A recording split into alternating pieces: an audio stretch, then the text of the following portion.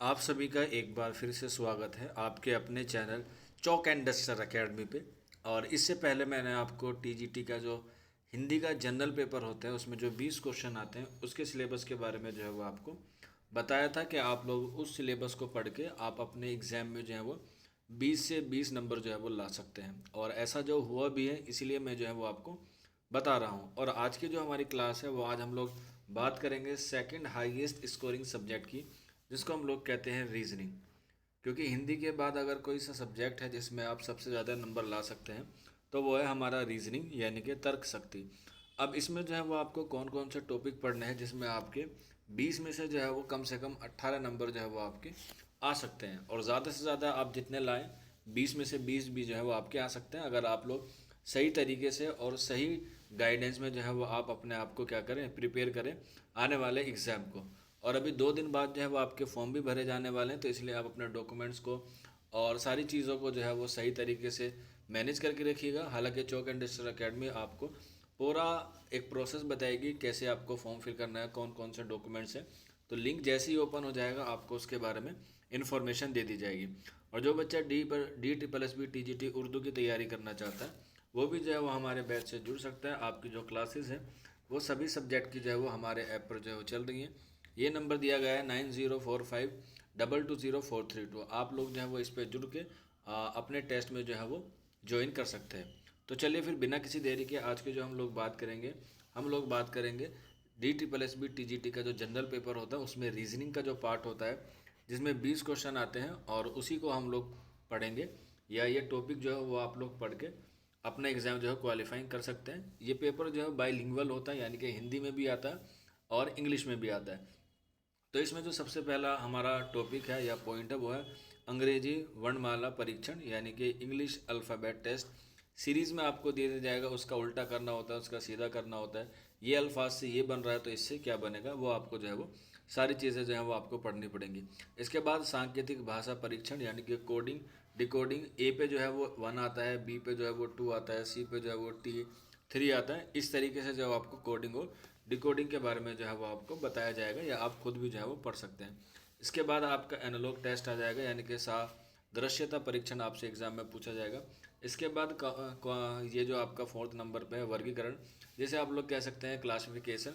ये भी जो है वो एग्ज़ाम के हवाले से इम्पोर्टेंट टॉपिक है, टॉपिक नंबर 4 सॉरी। इसके बाद है टॉपिक नंबर 5 यानी कि शब्दों का तार्किक क्रम यानी कि लॉजिकल सीक्वेंस ऑफ वर्ड जो है वो आपको याद रखना है कि 5वें पे क्या आता है, 6ठे पे क्या आता है, 7वें पे क्या आता है। यह हम इसे डिक्शनरी के एतबार से भी जो है वो देख सकते हैं। इसके अलावा आपके पास है पॉइंट नंबर 6। ये भी जो है वो एग्ज़ाम में आपसे जो है वो ज़रूर पूछा जाएगा। Find the out conditional number letter या सिंबल। आपको सीरीज़ दे दी जाएगी इस तरह से और आपसे पूछा जाएगा कि बताइए यहाँ पर क्या आएगा। तो यहाँ पे आप देखिए 2 2 का गैप दिया जा रहा है, 2 4 6, तो अगला आ जाएगा 8। इस तरीके से कोई स्क्वायर दे सकता है, कोई क्यूब दे सकता है। इस तरीके से जो है वो आपको ये सारी चीज़ें पढ़नी है। इसके बाद पॉइंट नंबर 6 में आता है आपका ब्लड रिलेशन यानी कि रक्त संबंध के फूफी का भाई के बेटे के चाचा के साथ क्या रिश्ता है, आपकी बीवी का भाई के साथ क्या रिश्ता है। इस तरीके से जो है वो आपसे सवालात पूछे जाएंगे ब्लड रिलेशन से। इसके बाद आता है पॉइंट नंबर 8 जिसमें आपको पूछा जाएगा डायरेक्शन टेस्ट यानी कि दिशा परीक्षण। कि एक बच्चा है जो पहले 10 किलोमीटर नॉर्थ में गया, फिर जाके वो राइट मुड़ गया, फिर 10 किलोमीटर गया, फिर वहाँ जाके लेफ्ट मुड़ गया। तो बताइए कि उसकी दूरी कितनी है अपने मूल बिंदु से। तो इस तरह से आपसे जो है वो डायरेक्शन पूछा जाएगा। नॉर्थ साउथ ईस्ट वेस्ट चारों दिशाओं से जो है वो आपसे सवाल पूछा जा सकता है। इसके बाद आएगा आपके लिए पॉइंट नंबर 9 श्रेणी परीक्षण, जैसे हम लोग कहते हैं रैंकिंग टेस्ट। के एक बच्चा है जो ऊपर से जो है वो 5वें नंबर पे आता है, नीचे से जो 6ठे नंबर पे आता है। तो बताइए पूरी क्लास में कितने बच्चे हैं या उसकी रैंक कितनी है, ये इन दोनों के बीच का डिफरेंस क्या है। इसी तरीके से आपसे पूछा जाएगा पॉइंट नंबर 10। ये आपकी सीरीज़ हो सकती है टेस्ट सीरीज़ यानी कि श्रृंखला परीक्षण। आपको जो है पूछा जाएगा, एक आपको बहुत लंबी सीरीज़ दे दी जाएगी और उसमें पूछा जाएगा कि बताइए ये सीरीज़ जो है वो कहाँ पर फाइंड आउट है या ये जो है सीरीज़ जो है वो किसकी है। एग्जाम्पल के तौर पे आपसे जो है वो पूछा जा सकता है कि इस तरह से 2+1=3। तो यहाँ पे 3+=4 यानी कि कोई सीरीज़ ऐसी दे दी जाएगी जो आपको बताना होगा कि इसमें कोई लेटर छुपा हुआ है या ये जो है सीरीज़ जो है वो किस तरह की बन रही है। इसके बाद आपके पास आता है पॉइंट नंबर 11 जिसमें हम लोग बात करेंगे लुप्त पदघात की या फाइंड द मिसिंग टर्म। वही है सीरीज़ में कोई नंबर जो है वो आपको मिस आउट कर दिया जाएगा, आपको जो है वो उसे मिस इन करना होगा, यानी कि उसे आपको ढूंढना होगा। इसके बाद आता है 12 नंबर पे पासा। आपको पता होगा डाइस जो लूडो में खेलते हैं, 1 2 3 4 5, उस तरीके से कि अगर हम लोग पासे को इस तरफ फेंकेंगे तो उसके 5 के पीछे क्या आएगा, 6 के पीछे क्या आएगा, 7 के पीछे क्या आएगा। इस तरीके से जो है वो आपको पता होना चाहिए। स्टैंडर्ड डाइस क्या होता है, पासा साधारण पासा क्या होता है, इन सब चीज़ों के बारे में जो है वो आपको पता होना चाहिए।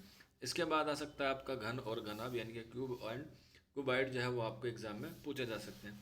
इसके बाद आ सकते हैं आपके पॉइंट नंबर 14, गणितीय संक्रियाएं, यानी कि मैथमेटिकल ऑपरेशन। इसमें जो है वो कुछ सवाल जो है वो आपसे पूछे जा सकते हैं। इसके बाद आ सकती है आपकी असमानताएं, यानी कि इनक्वालिटी आती है, जो आप देखते हैं कि ए को उल्टेंगे तो कैसे दिखेगा, बी को उल्टा करेंगे तो कैसे दिखेगा, ये सारी चीज़ें जो है वो आपको पढ़नी पड़ेगी। इसके बाद आता है आपका पॉइंट नंबर 16, ये होता है वेन डायग्राम। इस तरीके से आपको जो है वो डायग्राम बना के दे दिए जाएंगे और पूछा जाएगा कुछ बंदर आदमी है और कुछ आदमी बंदर है, तो बताइए ये किसको या किस डायग्राम को शो करेंगे। इस तरीके से जो है वो आपसे सवाल पूछे जा सकते हैं।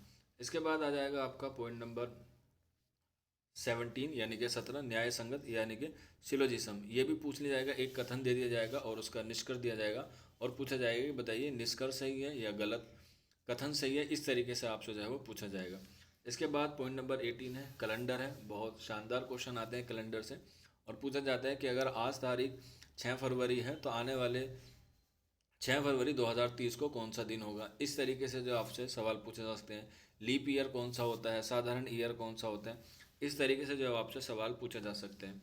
इसके बाद पॉइंट नंबर 18 है कैलेंडर के बाद 19 है सॉरी, घड़ी, यानी कि क्लॉक। आपसे पूछ लिया जाएगा कि बताइए 6 से लेकर 12 के बीच में जो डिग्रियां हैं या जो सुइयां हैं वो कितने डिग्री का कौन बनाती है, मिनट वाली कितना बनाती है, सेकंड वाली कितना बनाती है, घंटे वाली कितना कौन बनाती है। तो ये सारी चीज़ें जो है वो आपसे इसमें पूछे जाएंगे। इसके अलावा पॉइंट नंबर 20 आता है सीटिंग अरेंजमेंट। आपको एक गोल चक्कर दे दिया जाएगा, पूछा जाएगा 1 2 3 4 5 6 इस तरीके से बैठना है, तो बताइए किसका फेस कहाँ को होगा और किसके सामने क्या होगा। इस तरीके से जो है आपसे सवाल पूछे जा सकते हैं। इसके बाद आपसे जो है वो पज़ल पूछे जा सकते हैं। पज़ल टेस्ट आपसे जो पूछा जा सकता है 2 3 4 6 5 3, ठीक है। इस तरीके से आपको जो है वो दे दिया जाएगा और पूछा जाएगा कि आखिरी खाने में या आखिरी बॉक्स में जो है वो आपको क्या आएगा, तो वो कैलकुलेशन करके आप लोग जो है वो सारी चीज़ें बता सकते हैं।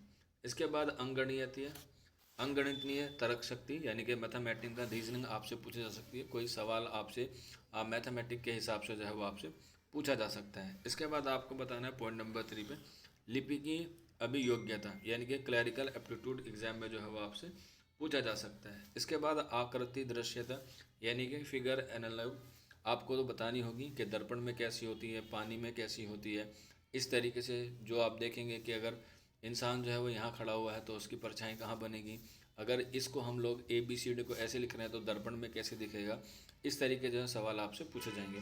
इसके बाद पॉइंट नंबर 25 है आकृति श्रृंखला। इस तरीके से आपको दे दिया जाएगा और पूछा जाएगा कि बताइए कौन सी आकृति जो है वो इसमें मेल खाती है या इसका आंसर कौन सा होगा। इसी तरीके से आकृति वर्गीकरण होगा, यानी कि एक आकृति दे दी जाएगी आपको इस तरह से और पूछा जाएगा कि बताइए ये कैसे बनी है, उसका स्टेप बाय स्टेप जो है वो आपको बता दिया जाएगा। और पॉइंट नंबर 7 है एम्बेडेड फिगर, या जिसे हम लोग कहते हैं सन्निहित आकृति। तो ये भी आकृतियों के ही क्या है इस संबंध में है। तो ये कुल मिला के आपके 27 टॉपिक हैं या 27 पॉइंट हैं जो आपको अच्छे से कवर करने हैं। इसमें कुछ ज़्यादा अहम है वो भी आप लोग जो है वो कर सकते हैं। जैसे अगर मैं करूं कि आपको जो है वो इसमें एक तो आकृति वाला और ये आकृति सादृश्यता आपको अच्छे से करनी चाहिए। इसके अलावा सीटिंग अरेंजमेंट आपको पढ़ना ज़रूरी है। कैलेंडर, घड़ी और सिलोजिज्म, ये कुछ अहम पॉइंट हैं जो आपको पढ़ने होंगे। इसी से जो है वो आपके एग्ज़ाम में अक्सर सवाल जो है वो आते ही आते हैं। हालांकि ये टॉपिक जो है वो काफ़ी लंबा भी है लेकिन एग्ज़ाम आपका टफ भी है, क्योंकि कोई छोटा मोटा एग्ज़ाम नहीं है, DSSB का है। और ब्लड रेशन भी आप कर सकते हैं, वर्गीकरण को भी आप लोग देख सकते हैं। छोटे छोटे टॉपिक से जो है वो आप लोग तैयारी कीजिए। एक एक टॉपिक को आप लोग कवर करेंगे तो आने वाले वक्त में आपका जो है वो सिलेक्शन हो जाएगा। अभी काफ़ी वक्त है, अगर आप लोग 3 दिन में एक टॉपिक भी क्लियर कर रहे हैं तो एटलीस्ट आपके जो है वो ये सारी चीज़ें जो है वो 2 महीने में ख़त्म हो जाएगी। इसलिए आप हमेशा सारे सब्जेक्ट को एक साथ लेके ना चले, दो दो सब्जेक्ट को जो है वो आप लोग लेके चलेंगे तो आपका जो है वो एग्ज़ाम कंप्लीट हो जाएगा। अब एग्ज़ाम कब होगा, क्या डेट हो सकती है, इसके बारे में मैंने पहले वीडियो बना दिया था, लेकिन जल्द ही आप लोगों के लिए हम लोग एक अच्छा वीडियो लेकर आएंगे। आप लोग इंतज़ार कीजिए, उसमें सारी चीज़ों को हम लोग स्टेप बाय स्टेप बताएंगे। इसीलिए हम लोग हर पेपर की, जनरल पेपर की अलग से आपके लिए वीडियोस ला रहे हैं। अभी हमने पहले हिंदी की बताई थी, इस बार रीजनिंग की बताई है। अगले आने वाले दिनों में किसी और टॉपिक पे हम लोग आपके लिए वीडियो लेके हाजिर होंगे। बाकी किसी का कोई डाउट रहता है, कोई क्वेरी रहती है, तो आप लोग नीचे कमेंट बॉक्स में या फिर आप लोग हमारे व्हाट्सअप नंबर पे रब्ता कर सकते हैं। ठीक है, तो आज की वीडियो में इतना ही था। मिलते हैं आप लोगों से जल्द ही नेक्स्ट वीडियो में। शुक्रिया फॉर वॉचिंग दिस वीडियो।